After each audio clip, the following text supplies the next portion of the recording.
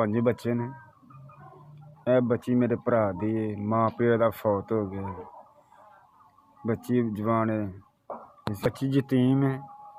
मैं अपने बच्चों के मूँह नहीं पैन दिता, बच्ची नूं खवाया पालिया जवान किया करके कि मेरा भरा तो अल्लाह को चल गया तो बच्ची ये ना सोचे कि मेरा कुछ किया। इस धी वास्ते पैसे इकट्ठे किए सन, वो पैसे सारे मेरे एक्सीडेंट हो गया, मेरे ते लग गए।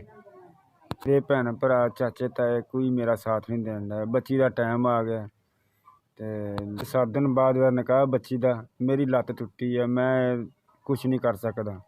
लिहाजा जेब खाली है, मेरा कोई भैन भरा होर किसी पासों मदद नहीं।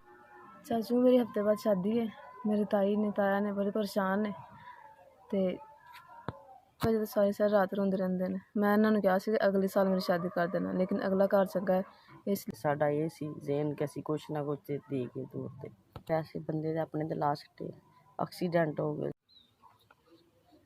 अच्छा अस्सलाम वालेकुम भाई जी, मेहरबानी मेरी भतीजी वास्ते तुसां मतलब कि 18,000 रुपये मदद की है, मेहरबानी तुहाडी।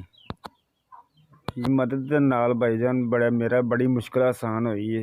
अल्लाह पाक तुहानू इन्ना क दे कि थुड़के ना बवो, अल्लाह पाक तुहानू बहुत ज़्यादा दे।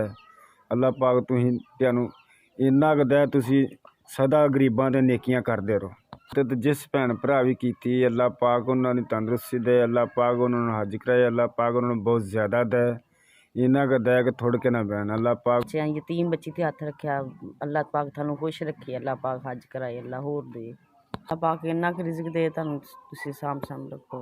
पाक तुहाडी जिंदगी दी खैर करे, तुहाडे बच्चों दी भी खैर करे, तुहाडी अल्लाह पाक तंदुरुस्ती दे। की अल्लाह ताला खुश रखे, आबाद रखे, तेरे बच्चों से तंदुरुस्ती दे, तुहाडी दे, तुहाडे वालिदैन दी दे।